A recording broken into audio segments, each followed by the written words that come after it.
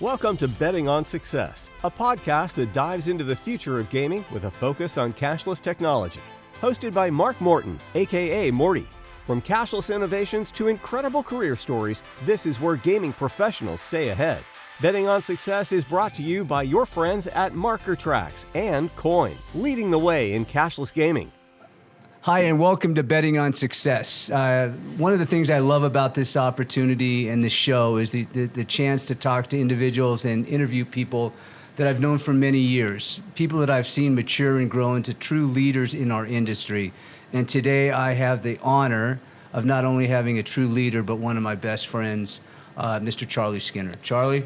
Thanks, Mark. Good to be on the show with you, pal. Yeah, great to have you today. Many years under the bridge from you being a 5'9" point guard at our alma mater. So yeah, so glad to have you here today. Good to be here. So, all right, let's talk about your history a little bit. All right, not a Vegas native, but pretty damn close. Yeah, 6 months shy. Yeah. So what brought your family to town? Well, my grandfather came out to Las Vegas in the late '60s and ran the Frontier and then ultimately the Sands. In the early '70s, through a lot of that decade for Howard Hughes. So he was the president of the hotel when I was growing up. So been around the casino at a very, very young age. So when you were growing up, did the allure of the gaming industry drive you into the business, or did you love it from the beginning? I didn't, obviously as a young kid, I didn't understand it, but I grew up around, casino operators and gamblers and just the industry as a whole. And as you know, town was a lot smaller back then. So I can remember as a kid going to the Sands with my grandfather every weekend, and just being around that environment. So I think subconsciously, to some extent, I was always drawn to it.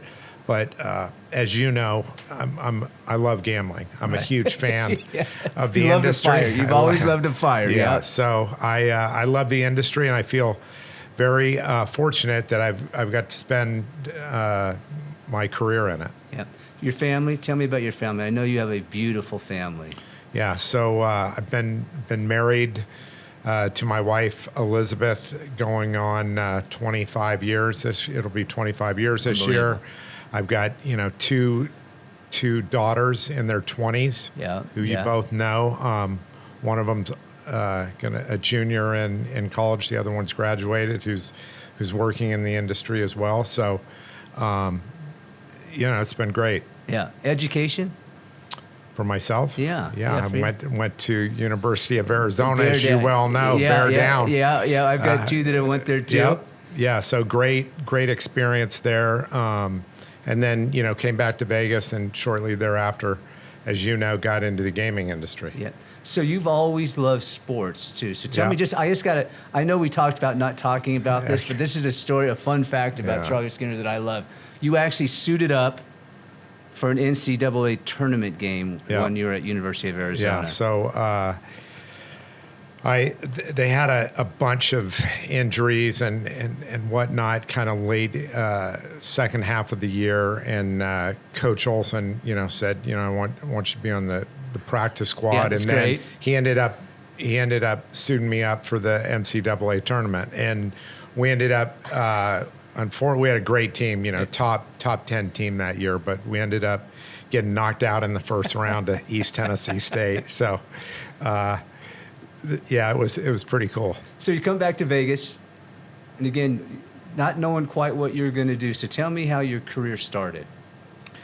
In gaming? Yeah. Well, So I came back and was working with my family in their business, and was doing a few different things. And at about 25 or so, Bob McMonigal, who was one of my mentors. Icon in the industry, for sure. And sold a lot of slot machines. He sold a lot of slot machines. And Bob approached me that they had an opening at IGT, and he thought I would be good at it. Yeah. And lo and behold, I know. Yeah. It was because you had left. Yeah. 90% market share of the best gaming company in the industry. Who'd want to work there? I just couldn't quite figure it out, so I left. But so you were there for how many years? 8 years. Unbelievable. Yeah. Yep. Yeah. And then from that From there, I went to go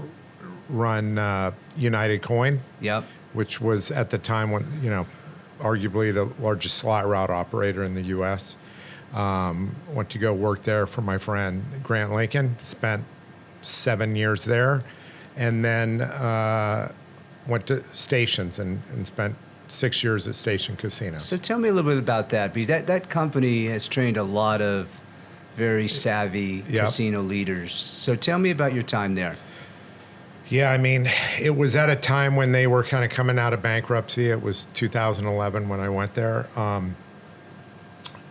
Great company to work for in terms of what you learn and their operational excellence. Yeah. I've said this to a lot of people. You really learn how to operate when you work there, and it was a great experience. Ran a lot of different properties for the company, and got to meet some of, made a lot of friends and got to meet some people that actually, as you know, work with you and I today. Yeah. So. No, I tell you, I remember having a conversation before you took that job with you on your porch at your house. Yep. And you had a couple of opportunities. Yeah. And one of the things that we talked about that night was how much you would learn if you went there. So, I mean, I think that you made the right choice, because you come out of that experience, right? Yeah. You know what you need to do to be successful. Yeah, 100%. It's a great company if you want to learn how to run a gaming business and run properties, because I believe it's one of the best operated companies in our industry. So I also heard you say to me one time, the dream of yours was to actually run a property, right? and own a property. Yeah. So tell me how that progressed. Yeah. For So you. in 2008, we put together an ownership group to buy a property in northern Nevada, which we did, and subsequently, we bought a couple of others outside of the state, and so that was kind of a lifelong dream to own and operate casinos, and didn't really have a plan on how that was going to happen, but it just kind of did. So feel very blessed, and you and I have talked about this a lot. I've always thought that I could help build a company that's going to really impact our industry, and I feel like that's what I'm doing now. And yeah, we're gonna get into that here in a minute too, because I knew that was another dream of yours. Yeah. So you're running a very successful branch for Stations. Yep. And then a gentleman kind of gives you a phone call one day that kind of changed your life. So tell me a little bit about that interaction with Gary Ellis and, it was and Marker Trax. It was October of 2017, and Gary Ellis, who I had been friends with for many years. Gary was a customer of mine when I was at United Coin, and Gary originally approached me and our leadership about the idea of Marker Trax, and this was going back to like 2006, right? And so, I love to gamble. I got it immediately. I'm like, this makes a lot of sense. Yeah. And so, and our owners at the time, gambled as well, and so we understood the power of credit and what Gary's vision was, and we built it on our proprietary CMS. And then the recession hit, and the housing crisis, and we had to shelve it. And then a few years later, I left to go to Station. So he calls me in 2017. He's like, "I got the patent." What a lot of people don't know is Gary was working on that patent since the 90s. Yeah. So, it was a 20-year journey for him to get what is our core IP for the company. So you leave Stations, right? Was it something that you immediately knew you wanted to do, or you did? Immediately. Yeah. So were you prepared, though? Let me ask you this question, because I kind of know the answer to this. I mean, were you prepared to do what you needed to do to build this product? I mean, building a startup and starting a new company is difficult, but this is a complex product that you were going to dive into. Yeah, I've shared this before, as you know. Running a gaming business, running a casino, running different businesses in our industry, it's a lot different than running a technology company. Yeah. And what makes Marker Trax what makes it hard is the compliance and regulatory aspect. You know, we have to adhere to strict consumer lending rules and compliance, as well as gaming compliance on a state-by-state basis. And then you factor in that we have so many third-party integrations to make our product work. Yeah. And yours truly had never run a technology company before. There was that. Yeah. So we had to figure it out. And, as you know, early on, it was, it's tough sledding. Tough sledding. And, but as a culture and on a personal basis, and I think the other executives in our company, they have a no-quit attitude, and they believe that anything's possible, and that's what it takes. Because there were a lot of times that you're like, God, this is tough, right? And but there's only one way out. You got to keep going. So I'm super proud of the journey we've had and where we're at today. Yeah, there's a bunch of questions I want to kind of springboard off of that, because one of the things, that, again, the people that don't know you well, I mean, your friendships with people are everything to you. Tell me what motivates you to come to work every day. You said it to me many times, to Marker Trax. A couple things. One, I believe we're going to change the industry with this product. And I want, it's thanks to Gary and our partners, Euronet, we believe we're going to change the industry. And I want to make all of our team super successful and proud of that, because what we're doing is not only really hard, but it's never been done in the history of gaming with credit being issued over the last 50, 60 years. So when you think about a startup, right, there's always a ton of hurdles, right? So what do you think, when you look back at the last 6 years or 7 years almost, I mean, what are you most proud of, and what were the biggest hurdles that you faced? So let's go with the hurdles you faced, and then the things that have made you the most proud. Well, I remember early on, I was told that, this can't scale. And I'm like, well, what, I'm not a technologist. Right, the CTO's telling me it's going to work fine, right? Yeah. But what I've learned over the years is to really do what we do, you need an enterprise class solution. But in order to get an enterprise class solution, you had to figure it out on what I'll call introductory tech and kind of first generation technology. We brought in Euronet, which has been an incredible partner for us. I can't say enough about Mike Brown and Kevin and that whole leadership team. And they believed in what we were doing.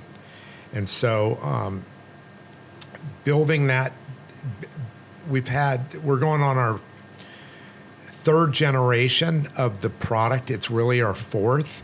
And I'd like to say this current platform that we're going out with is, a combination of, it's a culmination of all the mistakes that we've learned and learned from over the years. Yeah, when you think about that, right, you're always constantly learning. And that's something I want to jump off the company just for a second back to you. One of the things that's always impressed me about you have a mindset of continuous improvement and always learning. Tell me a little bit about that. Yeah, I mean, I've always kind of been someone that's been intellectually curious. Yeah. I'm super competitive, as you know. I know. I don't know if I hate losing more than I like winning. It depends on the day, but I'm always striving to get better. And with Marker Trax, it's been about, how do I learn more? How do I learn more about technology or product management? Obviously we're a unique company because when you think of the executives in the company, we've got technology people, we've got credit and finance people, and we've got gaming people. And so to make this whole thing work, you need all of it. Well, I've known the gaming industry my whole life. I understand it intimately, but the technology piece of it is something I had to learn, and I've had some great people along the way that have helped me and taught me, and I've learned from. So when you think about Marker Trax and really any startup, right? I think you go from having a great idea, and if you're successful, you morph into a great company. Yeah. Do you think we're taking those steps? Do you think Marker Trax is doing that? Yeah, I really do, Mark. I mean, let me say this. Before we even launched the product, Gary Ellis and I, we knew the power of this patent, and we understood the power of credit. The reason early on, I got it back in '06 is because I've been a gambler my whole life. Right. I understand, I've played on markers, I've played on credit. I understand the power of it. But I also understood all the friction that comes with it. And so we're solving for all of that.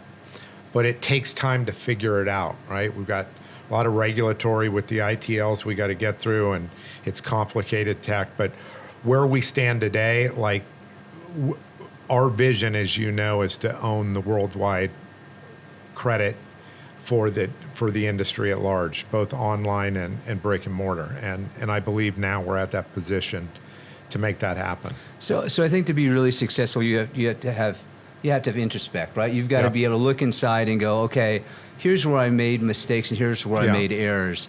You said something to me a minute ago that struck me. I mean, the kind of the death knell for a startup is when you fall in love with what you think is the end result, right? You're telling me right now that with your company, that wasn't the road that was traveled, right? No, I mean, it was super bumpy early on, really bumpy. And I do want to give a shout out to our early partners, especially, Ellis Island and Gary and his property. Look, there's advantages to being first with new technology in a market. And I think the data now is really creating tremendous value and incremental win for our partners. But the first generation of our product was, there were bumps at times, and we had to figure it out and do new submissions. So, but where we're at today, it's a whole different ballgame. Yeah, I think when anything in life, right, where when you have to pivot, it says more about the strength and the confidence you have than a weakness, right? You're not saying you may have been wrong, but being strong enough, and that's another thing I want to talk to you about in a minute, being strong enough to take that next step and move forward, right? Yeah, I mean, I will tell you this, the one thing I am really proud of about this company is every reset that we've done with new features and adding debit card, to your point, getting rid of the player fees, things like that, those have made massive impacts on the product.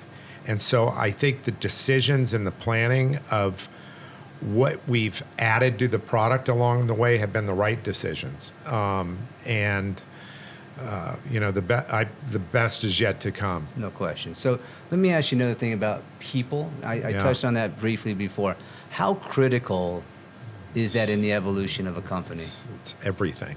It's everything. I mean, I've known that my whole career. I mean, I've really, when you're running, gaming businesses with lots of employees, and it's really about, it's like a sports team. You got to put the right people in the right position.